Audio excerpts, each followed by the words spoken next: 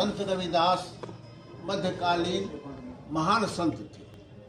आज जो हम जात पात की बात करते हैं, जात से अत्यंत निम्न जाति के लोग थे, लेकिन इनकी शिष्या थी राजघराने की मीराबाई। और जो संत रविदास की शिष्या थी, राजस्थान से आके बनारस में इनका शिष्यत्व ग्रहण किया।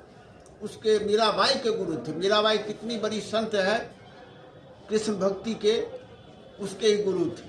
तो आप अंदाज कीजिए कि हम लोग की जो सनातन व्यवस्था थी, भारतीय व्यवस्था थी, उसमें वहाँ से एक महिला आके संत रविदास के चरण छूती है और उनके शिष्य बनती है। और बनारस में रह के अपने जो इनका नित्य कर्म था, जूता सीना या जूता का सब चीज़ बनाना, वह करते थे। उसमें लोग कहते थे कि ये निम्न जाति का है जूता, और क्या होगा, भगवान तुम गंगा के किनारे तक।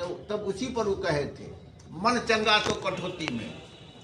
मन अगर पवित्र है तो गंगा हमारे घर पर आ जाएगी। विद्यापति के साथ भगवान भोले शिव आए थे ना उनके घर पर। तो मन आदमी का पवित्र रहना चाहिए। और कहीं से इन्होंने पूरे हिंदू समाज को शिक्षा देने का कार्य किया, उपदेश देने का काम किया। कहीं से अपने कोई हीन भावना से ग्रसित व्यक्ति नहीं समझते थे और कहते थे कि अपना जो समाज है, भारतीय समाज, वो बहुत उच्च कोटि का समाज है, कर्म प्रधान। कर्म के अनुसार लोग का अपनी अपनी विभिन्न वर्ग बटे हुए थे और उसी कर्म के अनुरूप ही काम करते थे। और उस काल में भी बनारस महाराज भी इनको बहुत श्रद्धा की दृष्टि से देखते थे।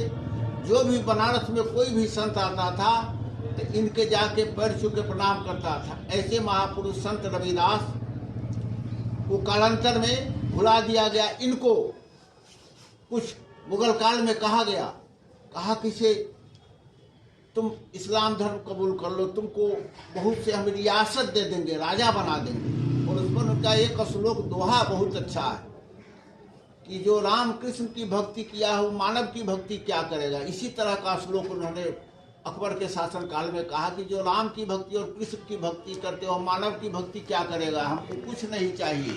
जो सांसारिक सुख है उसके आगे हमारा जो ईश्वरीय सुख है वो सबसे बड़ा है। ऐसे चिंतन से धनी व्यक्ति थे संत रविदास। आज उनकी जयंती पर पूरे देश में समारोह हो रहा है। हम लोग भी आज टीपी कॉलेज के प्रांगण में कर रहे हैं। मैं इस आयोजन के लिए टीपी कॉलेज का प्राचार्य को भी बहुत बहुत बधाई देता हूँ। इस तरह का आयोजन इन्होंने, हम लोग अखिल भारतीय विद्यार्थी परिषद के बैनर तले कर रहे हैं। और यह सामाजिक समरसता के स्तंभ थे।